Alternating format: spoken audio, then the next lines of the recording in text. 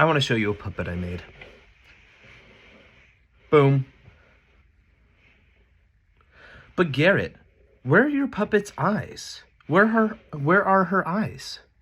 Boom. She has eyes now. But Garrett, what if these eyes aren't good enough for this scene? Boom. Different eyes. But what if, by some chance, these eyes aren't good enough for the scene? Boom. Other eyes.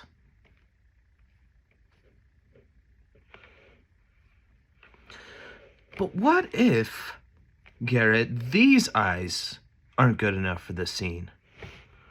Boom. Other eyes. Now, Garrett, what if these eyes that you showed me, all of them, don't work for the scene? Well, that's all the eyes I made. So, but how did I do it? It's actually not that hard. I just put like magnets on the back of the eyes and you just replace them. Yeah. No matter where I go, it's just another show. They call me the entertainer. They call me the entertainer.